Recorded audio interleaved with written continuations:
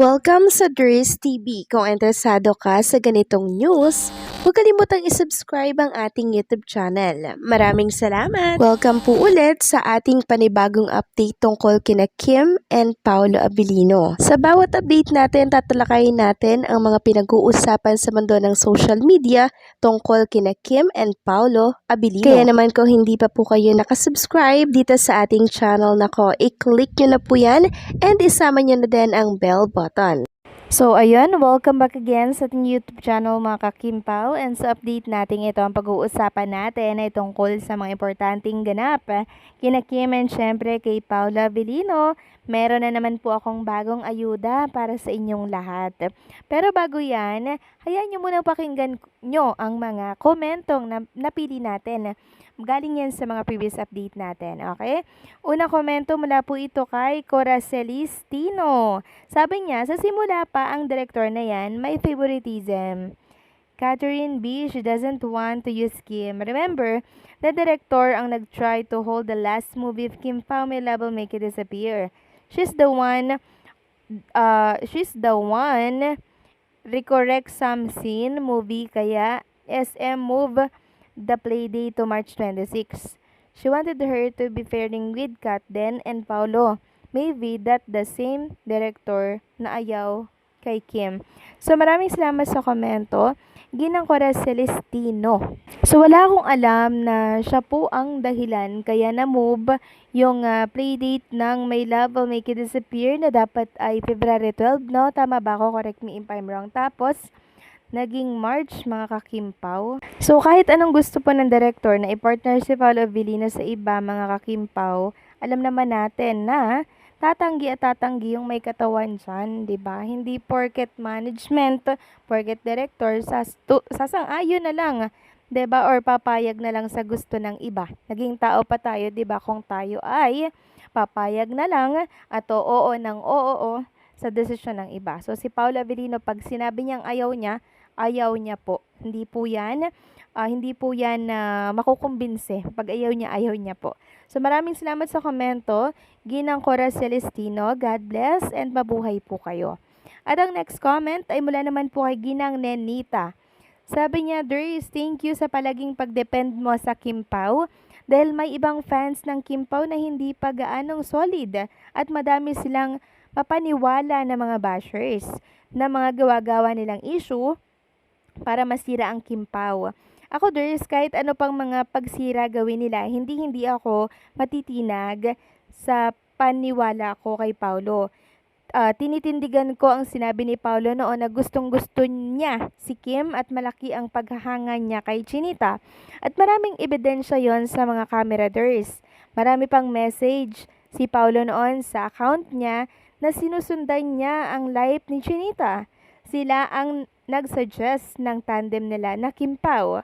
At sa mga interviews pa ni Boy Abunda, sinabi pa niya na kung mayroon siya, minahal ng todo, hindi siya magpawala ng pag-asa na sana mahalin siya nito, handa daw siyang maghintay.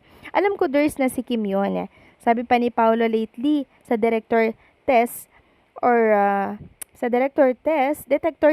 pala, na isa siyang Kimmers. Bihira lang ang lalaki na maghihintay ng ganon katagal at dekada na, pero hindi siya nagpawala ng pag-asa at dininig siya ng Diyos dahil ito na kapiling na niya si Chinita. Pakawalan pa ba niya? Last pandemic during taping ng Linlang, may araw na hindi sila nakapasok dalawa ni Kim dahil pareho silang nag-positive. Nag-isolate sila. May nabasa ako, Dries, na sabi ni Paolo, di baling mamatay siya dahil sa hindi niya alam kung anong mangyari sa kanya dahil sa COVID. Handa siyang mamatay para sa babaeng mahal niya. Kaya alam ko, Dries, walang hangganan ang pag-ibig ni Paolo kay Kim. Yun ang tiwala ko kay Paolo na di matitinag pa ng mga bashers. So maraming salamat po sa napakahabang komento, Ginang Nenita. So totoo po yung sinabi nyo, yung pagmamahal po ni Paolo Abilino kay Kim Chiu, wala pong katumbas. Kasi nakapag-antay siya ng lagpas isang dekada para kay Kim Chiu. Tapos sasayangin niya ngayong nasa kamay niya na si Chinita Princess. hindi niya po yun gagawin. Kaya kalma lang tayo, relax lang tayo at huwag maniwala sa mga fake news. So maraming salamat sa komento. God bless po, Ginang Ninita. So yun na nga, ito po mga kakimpaw, ang day 10 shooting or taping ni Kim and Paula Avellino. Dito po yan sa Cebu. So ipaplex ko po sa inyo isa-isa etong mga location ng shoot nila ngayong araw. Ayan po, ang ganda na naman po ng view as usual.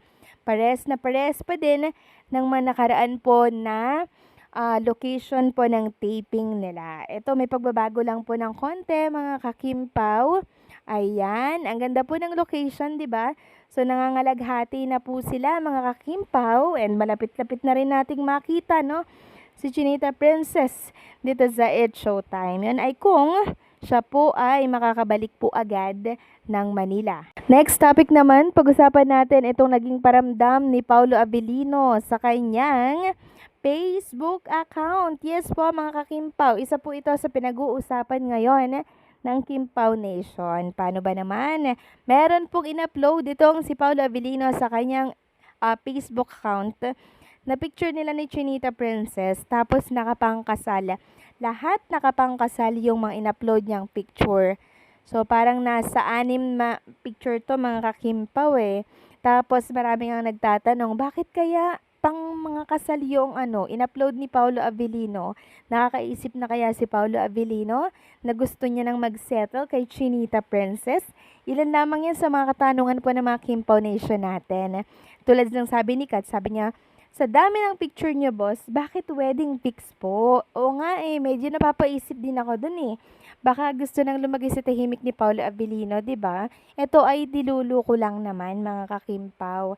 Kasi nakakapagtaka lang na bakit mga wedding picture ni Kim and Paulo Avellino yung in-upload niya. Ang dami namang picture, 'di ba? So nakakapag-isip. Hopefully ito na yung pinagpe-pray natin, mga kakimpaw, na si Paulo at Kim ay lumagay na po sa tahimik.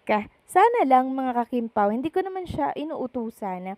Ano lang, nag-aim lang ako or nagwi-wish lang ako na sana makasal na nga sila. 'Di ba? Nang sa ganun, makita natin yung, 'di ba, yung combination ng mukha ng Paulo Avellino at ng isang Chinita Princess. So marami pong nagmamanifest niyan, mga kakimpaw, na sana daw ay maabutan pa nila yung mga magiging anak daw ni Chinita Princess bago sila mamaalam sa mundo.